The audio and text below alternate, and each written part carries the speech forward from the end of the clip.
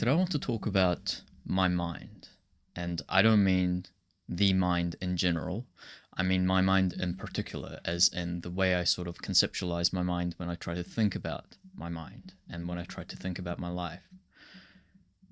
Plato says that um, in order to gain knowledge about the world, we must carve nature at its joints. And what he means by this is that, according to his metaphor, nature comes to us as though it were an animal as a whole, and we have to discern the differences between its parts in order to separate out the distinctions between the separate parts to better understand each and every part.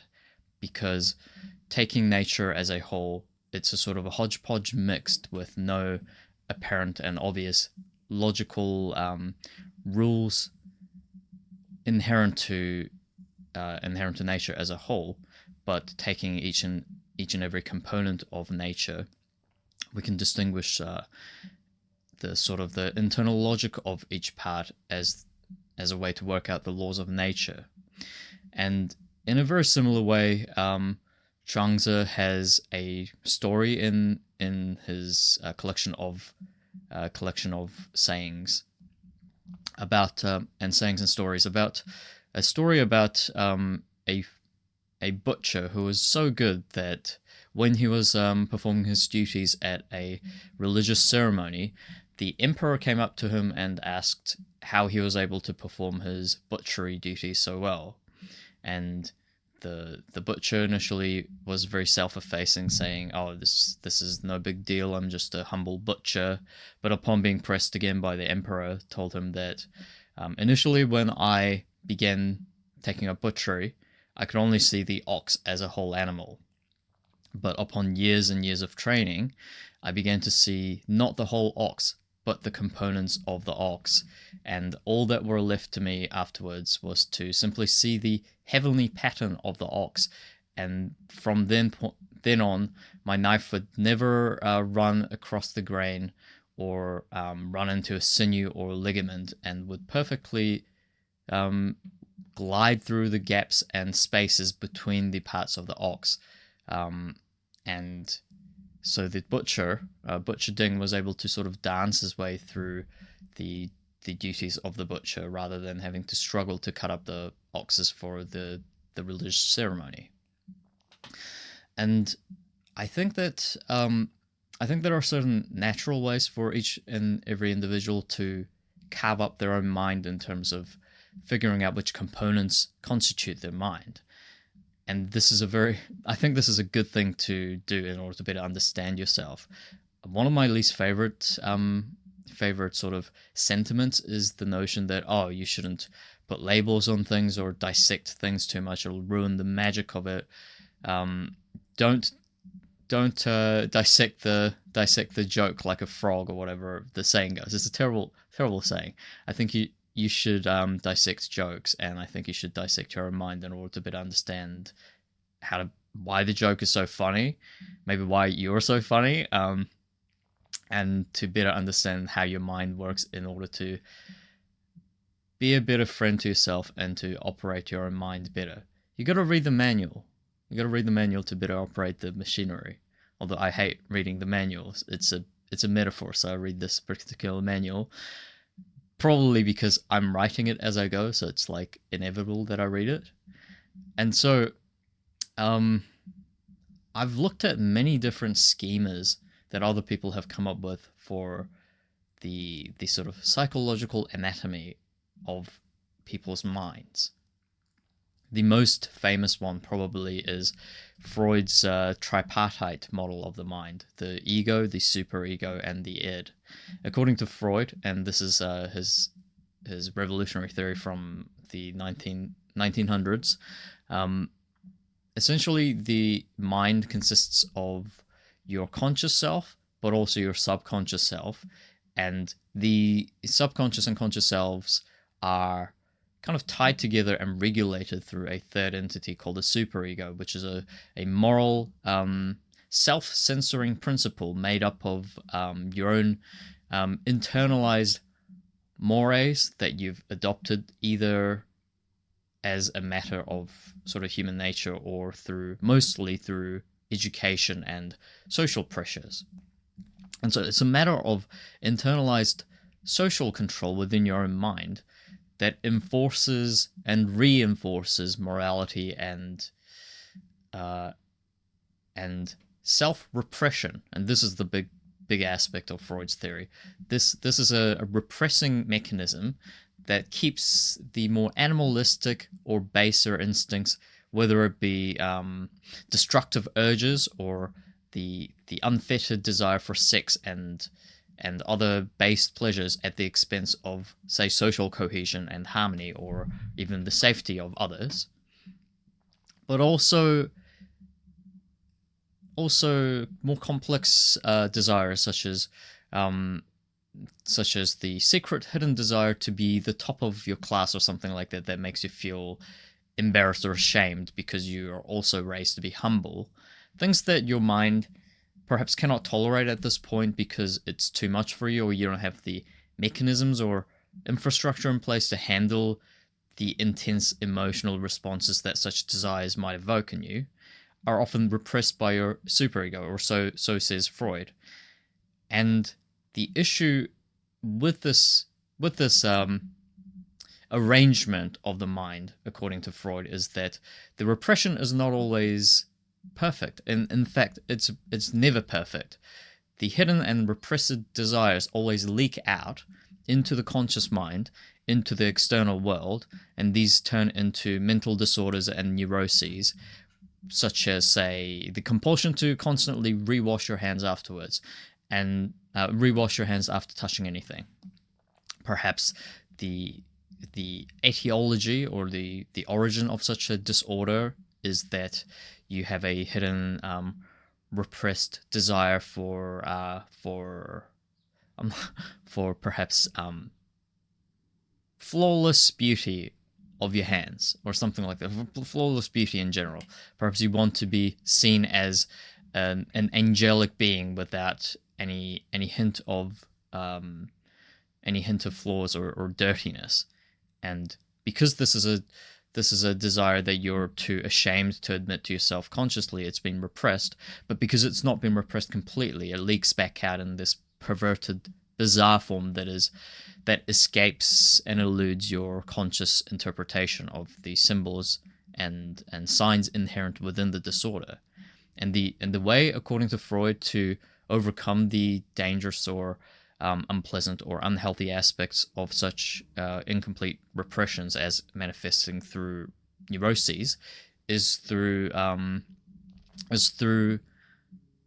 exploring the potential causes of such neuroses, so that you may bring the repressed dimensions of yourself into the fore and come to terms with them.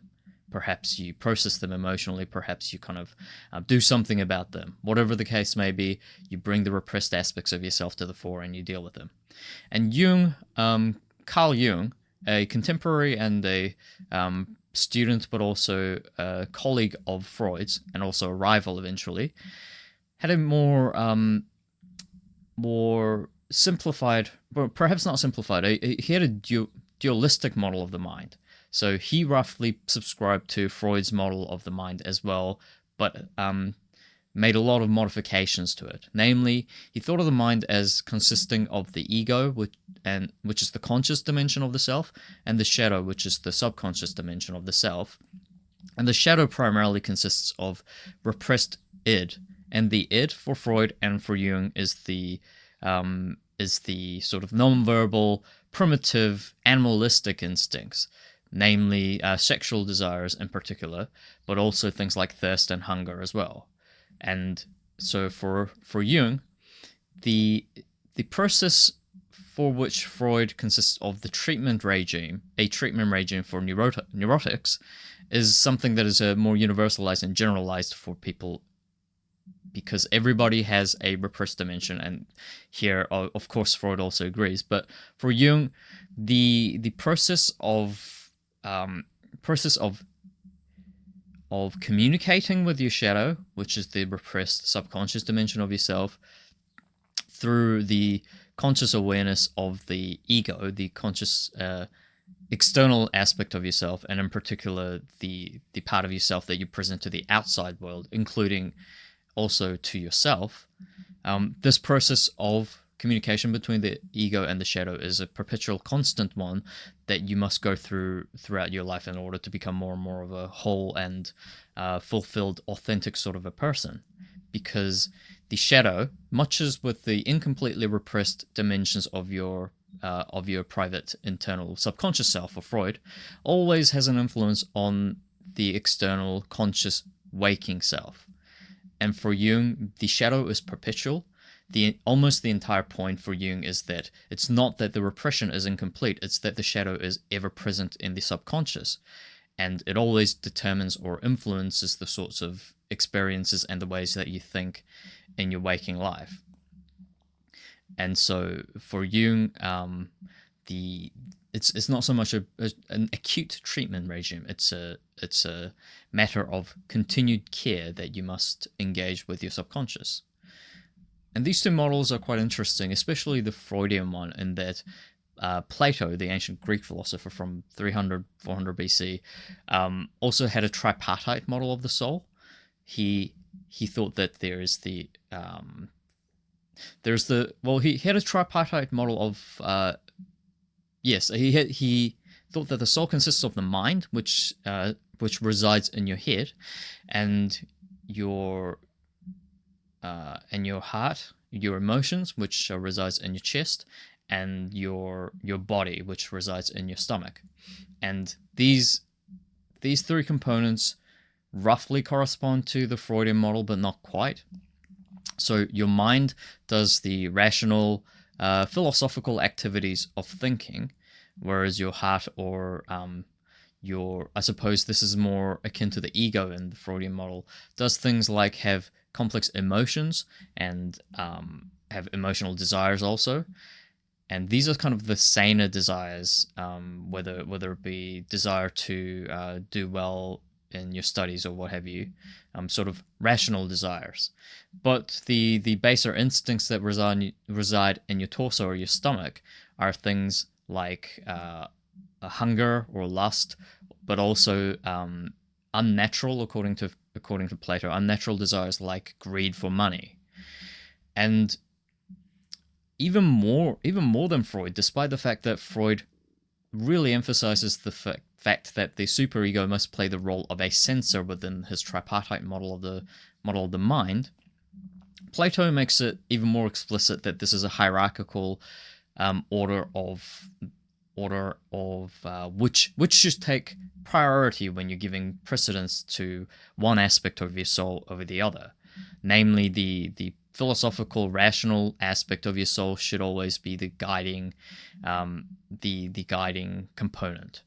And Plato gives a metaphorical model that feels very similar to the Freudian model. Namely, he suggests that the soul is kind of like a chariot rider who is trying to drive one ruly and one unruly horse.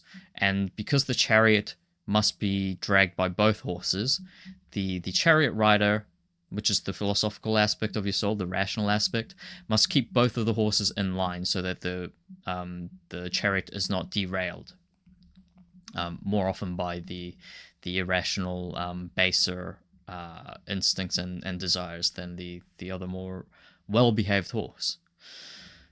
And in Buddhism, and I'm a Buddhist, so I sort of sympathize with the Buddhist model of the mind, although I don't fully subscribe to it because I've got my own model. Buddhists think there are 5 components to the self. There is the form, there is the sensation, there is the apperception, and I'll explain this in a bit, and there's the volition, and there is consciousness. And so the form is pretty straightforward. It's like a physical form, it's the causal, physical, material aspects of yourself, namely your anatomical and physiological being. The feelings, sensations, are things that you feel empirically, as in it's through sensory input that you perceive the world, such as touch, smell, taste. And apperception, this is a sort of a jargony term, but it just means your ability to distinguish one thing from another. whether you see a chair and recognize it as a chair, or you see a hand and recognize it as a hand, or even with more complex things like concepts, you recognize the concept of sitting as distinct from the concept of standing. And volition is your basically your will, your free will. And for the Buddhists, this mainly is defined in terms of past and future. So volition is the will within yourself, which aims at bringing about a certain state of affairs in the future. So you want to go sit down, so you walk towards the chair, and you lower yourself down to the chair, and you take a seat. And therefore you have brought about the state of affairs of being seated from the prior state of affairs of being standing. And consciousness is actually quite similar to a perception, except it's more of a holistic rather than a differentiating mental faculty. So that you don't just, to go back to the ox example, you don't just look at the parts of the ox, you look at the whole ox as a singular animal. And because for Buddhists, and this is actually quite similar to this is quite similar to the Taoists' conception of the continuity of the selves and others, and the objects distinct within the world with the rest of the universe. But for the Buddhists, the important thing when you are perceiving things that you perceive to be individual separate objects is to really understand that in actuality there's no such things as separate distinct objects. They're all continuous with everything else in the world. And mereologically, and by this is another jargon, mereologically, as in when you're considering the study of parts and wholes, for the Buddhists, there's no such things as distinct parts in actuality. And so the understanding or the perception of the fact of the wholeness of all things is consciousness for Buddhists. And it's separate from the ability to tell things apart from one another. And according to this model of the self, or based on theories such as these, the Buddhists conceive of the mind as sort of different distinct selves that are not necessarily continuous from one moment to the next. It's not the same self. And this may sound like a complete opposite of what I just mentioned about the wholeness of all things for Buddhists, but for the Buddhists, they approach this notion of the absence of the distinct, perpetual, continuous self, or continuous being, or even the notion of things as truly existing as things. Say does the chair exist? Does this person exist? From the perspective of there being no such things as selves or no such things as objects per se. And to go back to mereology, the rough notion is that the thing that you perceive as a chair is really just a collection of matter that seems to you to come together to form this shape of a chair that you then arbitrarily separate out from the rest of the matter surrounding it. Whereas you could just as easily say there is 100 trillion atoms in the configuration of a chair laying in front of you, and you are using the term chair as a shorthand for this heap of atoms that lay in front of you. And so for the Buddhists, in the same way, you are not really your singular self as you sort of imagine in an illusory sense as persisting throughout time. You are really a different configuration of atoms from moment to moment. You're a different. You inhabit slightly different aspects of time and space from moment to moment, and you also change more fundamentally in terms of your psychology and in terms of what kind of a person you perceive yourself to be from moment to moment, because you're always ever changing. And so for the Buddhists, the mind is is a process rather than consisting of sort of parts that come together to form a sort of an infrastructure or a mechanism that is interlocking between each other. And finally, I want to briefly mention Harry Frankfurt's theory of what free will consists of. And for Harry Frankfurt, free will is a matter of essentially being able to make considered decisions about decision making itself.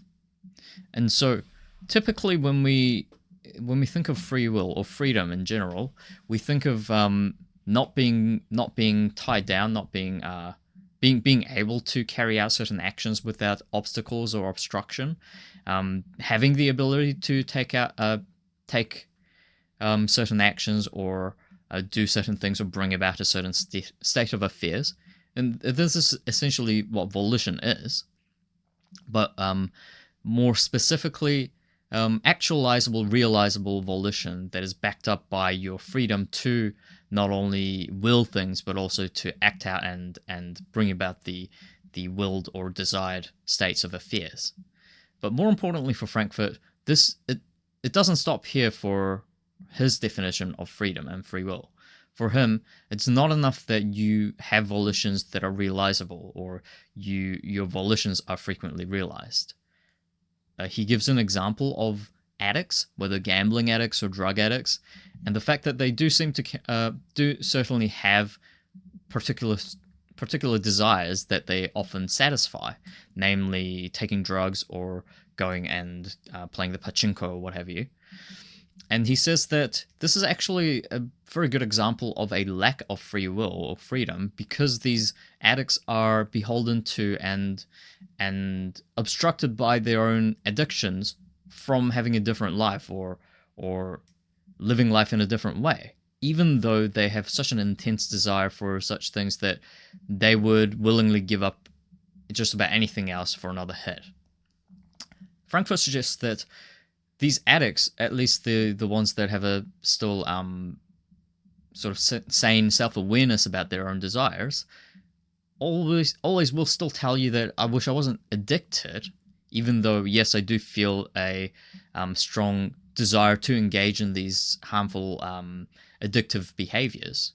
And so to Frankfurt, this second order volition, as in volitions about volitions, are what really constitutes free will.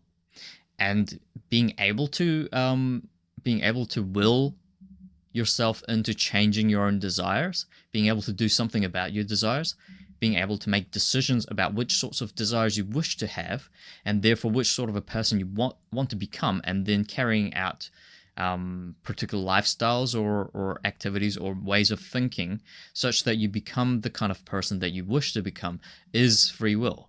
And it strongly resonates with me. And even more so, I think that there's perhaps a third order volition, or volitions about other volitions, although I think that these are still second order volitions in the sense that there's still volitions about other volitions, even if those other volitions are also about other volitions. There are particular special cases of second order volitions that really constitute free will.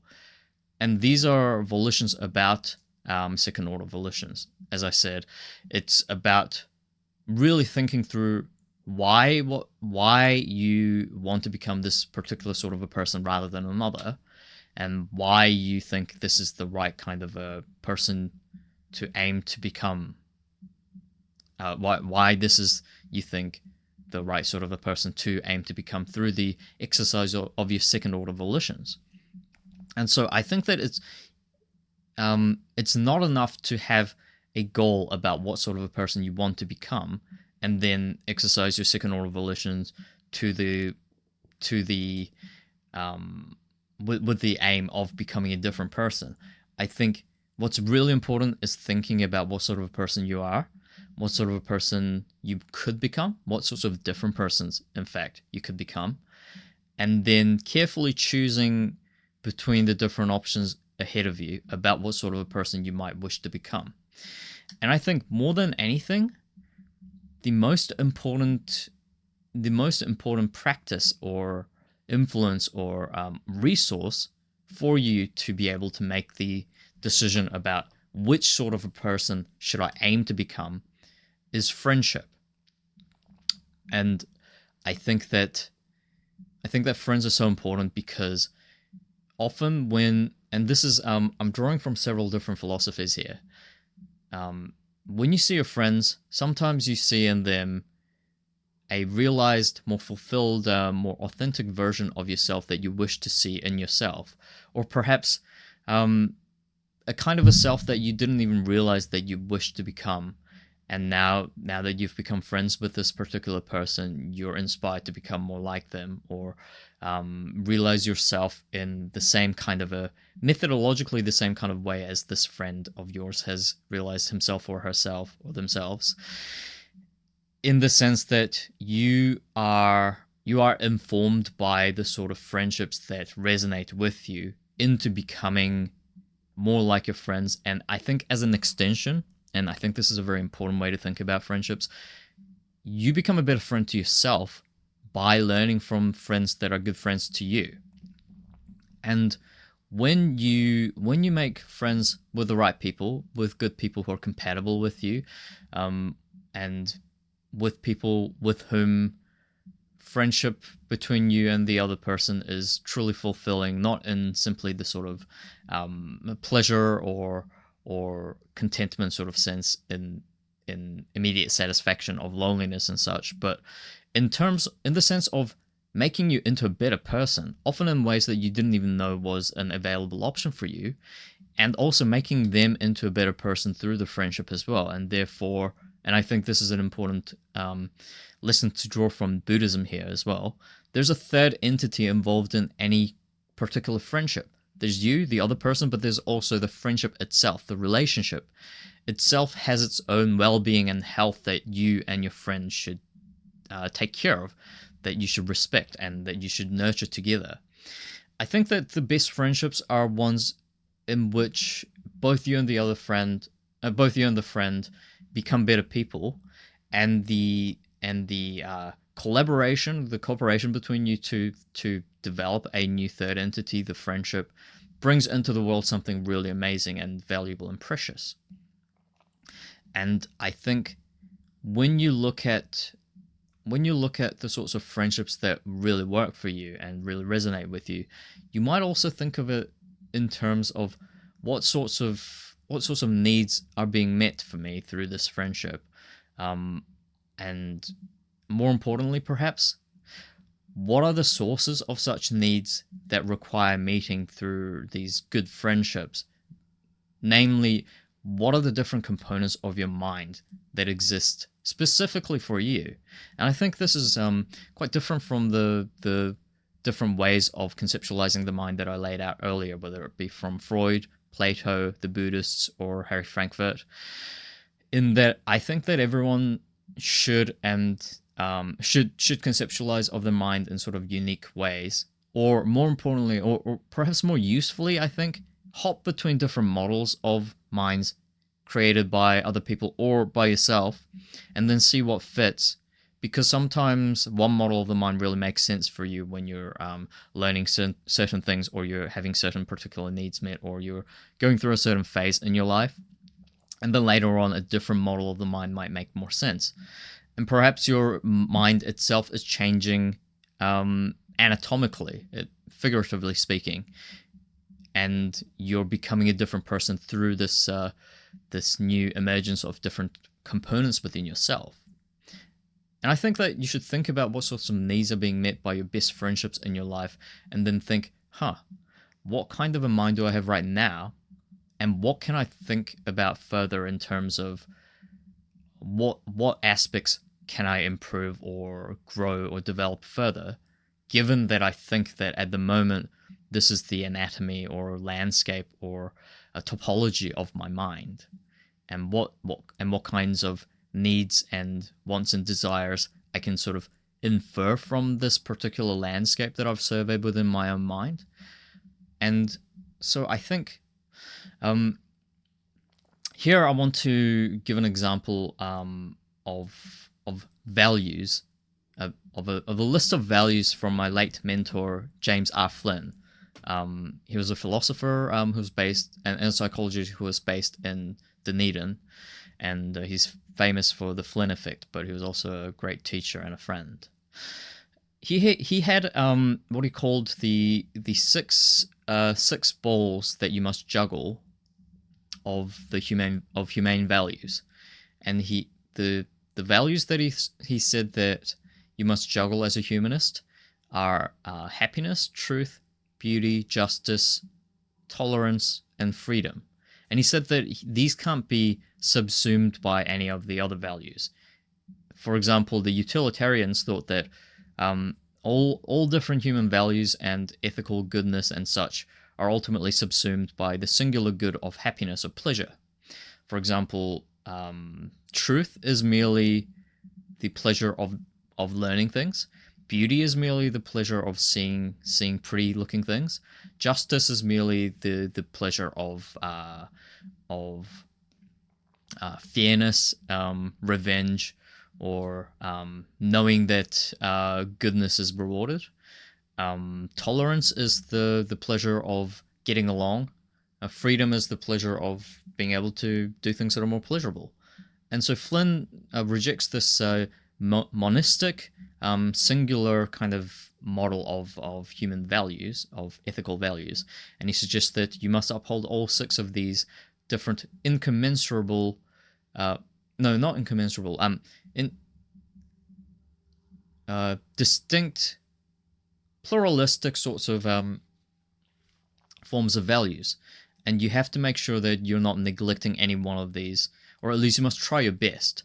And he told me that everybody has sort of different priorities or constitutions and inclinations when it comes to which of these six values that they're pulled towards more strongly.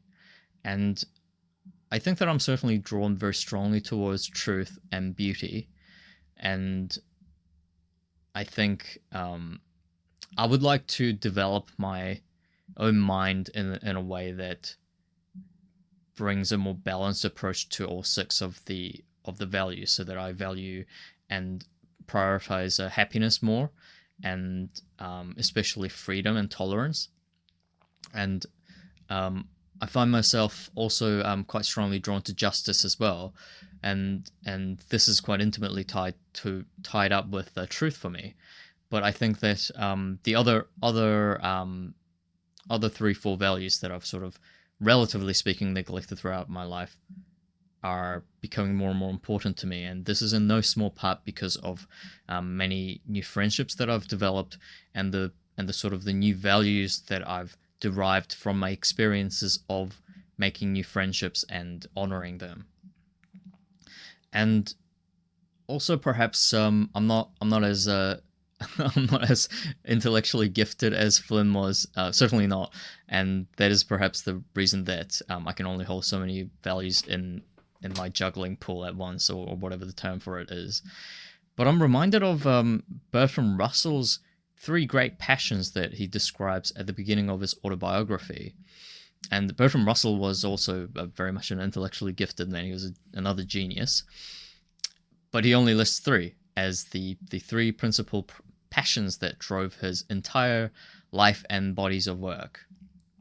These 3 are the longing for love, the search for truth, and and he said something like the bottomless amount of pity that he feels for all the plights and sufferings of fellow human beings in the world.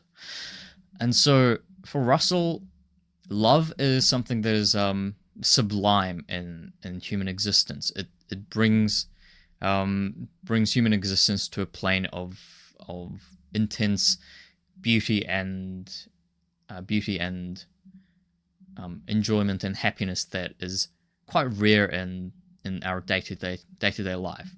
Knowledge, of course, Bertrand Russell had a sort of a relentless pursuit for knowledge throughout his life. He tried to discover the very foundations of mathematics as an undoubtable form of truth, by attempting to create a form of logic that would be the foundation for mathematics.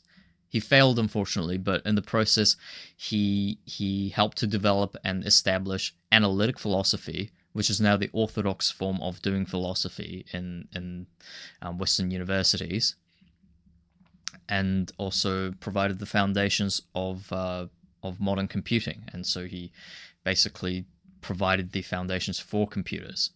And as for Pitti, he was a great humanist and an activist for all manner of humanitarian causes, such as anti-war activism. And I really like this tripartite model that he presents. I think it's very neat and elegant. Not to say that Flynn's model is inelegant or ugly.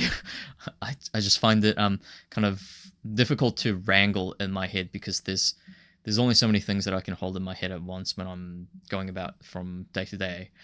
And I find that often I focus on one value at a time whenever I'm engaging in any sort of intensive pursuit of something important in my life.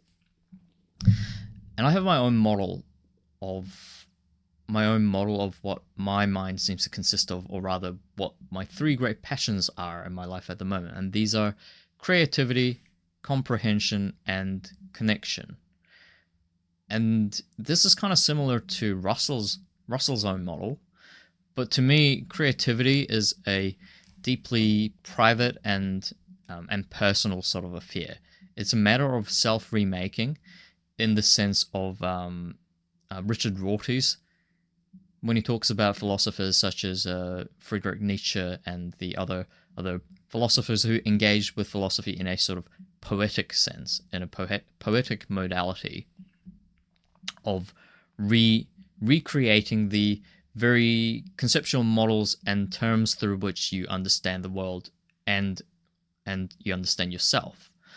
And so, to me, creativity is a matter of continually increasing your authenticity through revising and remaking both yourself and the way you see yourself and the way that you see the world.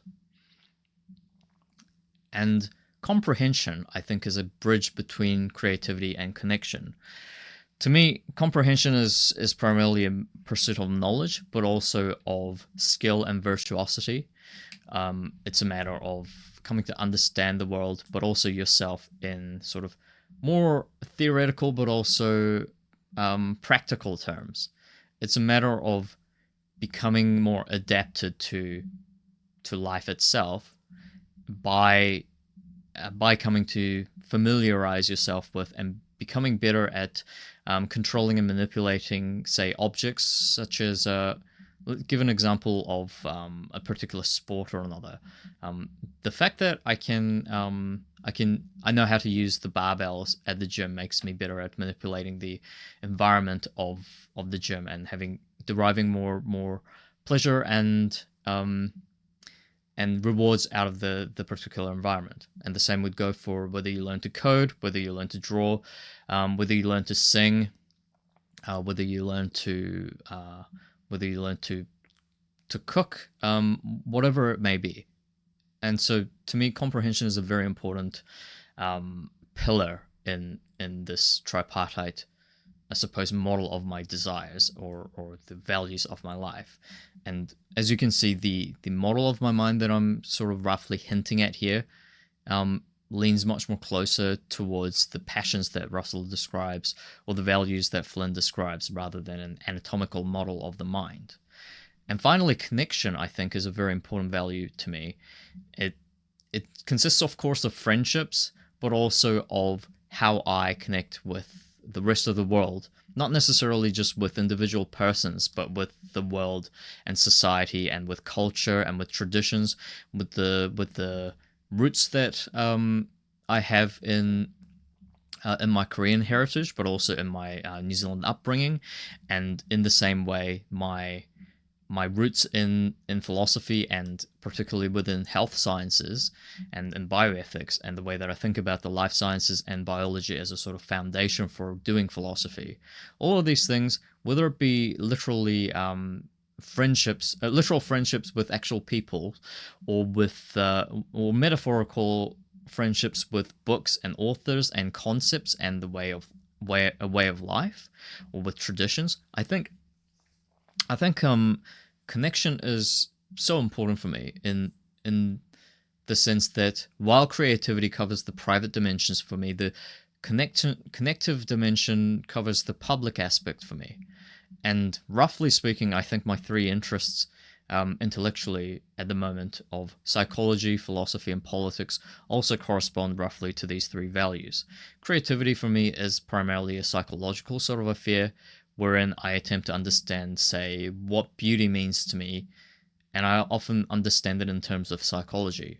For example, I think that jokes are funny because they're informationally dense in a way that packs more delight per millisecond into the joke, and are laid out in such a way that the pleasure ramps up as you progress throughout the joke, and requires relatively better jokes require relatively less energy spent on interpreting it on behalf of the audience and is understood faster for the audience. Comprehension is, of course, tied with philosophy, and I don't think I really need to go into too much detail here, but I think different ways of understanding the world, competing models of the world, competing models of knowledge itself, are so useful to me, and I don't use the term useful lightly. I think it's at least from a pragmatic philosopher's perspective, the greatest compliment you can pay to anything, at least in philosophy. So calling a philosophical model useful to me is better than calling it true.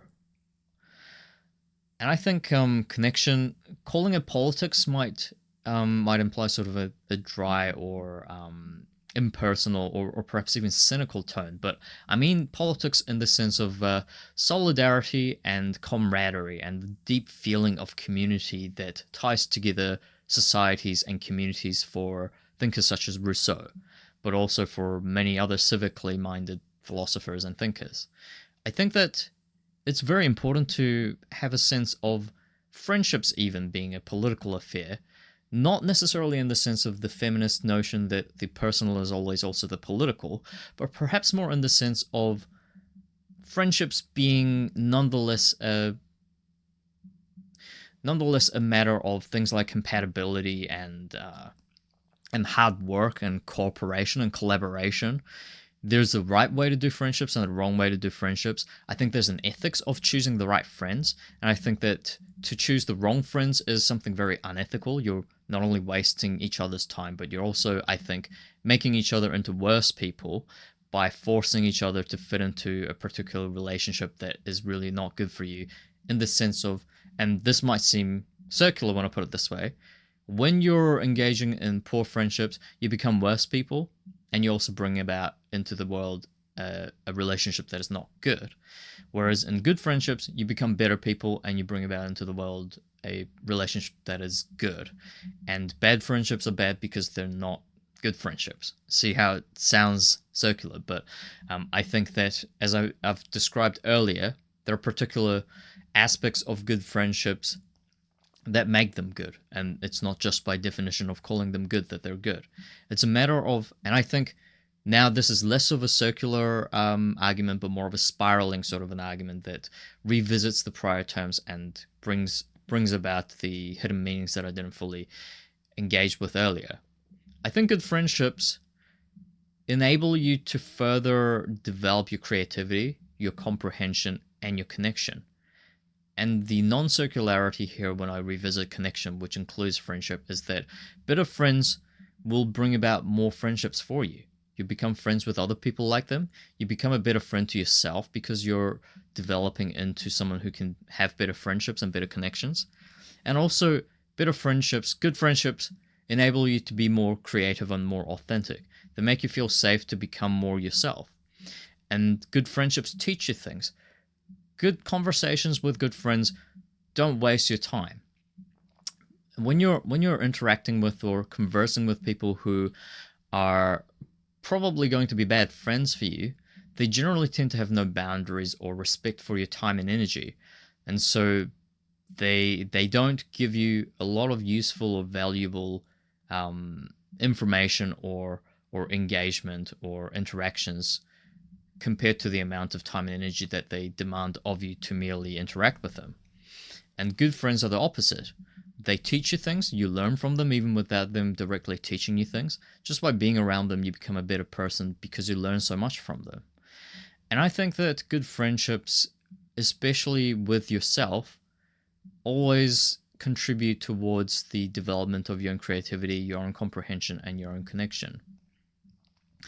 And I think that none of these three values can really subsume one another, as in it's really all just creativity, or really it's all just comprehension. You have to juggle these three separate values and make sure that you're honoring all three of them. And I think that in this way it ties back into what I was mentioning earlier about the anatomy of your own mind, because these three dimensions of yourself or your value system also, I think, must necessarily correspond to different parts of your mind from whence these three needs or values derive. There must be one part of your mind that's primarily the creative aspect, and there must be another one that is the comprehending aspect, and another that is the connecting aspect. And I don't, of course, mean to imply that there's three parts of your brain that administer these three separate components, or there's three parts of your soul that are distinct and separate from one another, wherein it's your superego that's only doing this comprehension, or your id that's only doing the creativity. No, I think that it's, again, more like, as Plato says, you're carving your nature as its joints in order to explore which parts make up your mind as a whole. And of course, I think there must be different overlaps between these three parts, but it's very important for you to think about what these different distinct domains might be, because from thinking about your mind in terms of these three domains, you can make new hypotheses about what things might further contribute to your development of your creativity or your connection or your comprehension. And these are hypotheses that are much harder to generate when you don't think about your mind in terms of these separate pluralistic components. And so I think that's the reason that we should practice thinking about your mind in terms of pluralities rather than as a monolithic sort of entity, even if it makes you think that, I'm a complex whole singular being. I don't want to divide up myself and dissect myself. I think that, and this is again a Freudian sort of insight, you have parts that are hidden from yourself within yourself. And also, as Jung says, you have to come to terms with them and make friends with them. You have to reconcile yourself with your shadow, even though often your shadow seems to be an opposite of yourself. Perhaps you're imbalanced, as we all are, towards, say, the comprehension aspect of yourself, and you sort of intellectualize away your desire for connection with other people.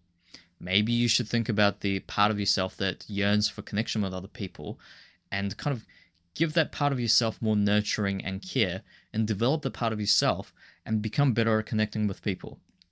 Because an imbalance of these three parts, of these three values, will make you into an imbalanced individual. And I think that this sort of neglect that leads towards this sort of imbalance makes you a worse friend for yourself. And there's scarcely few things in the world that are more important than being a good friend to yourself. I'll leave it there for today.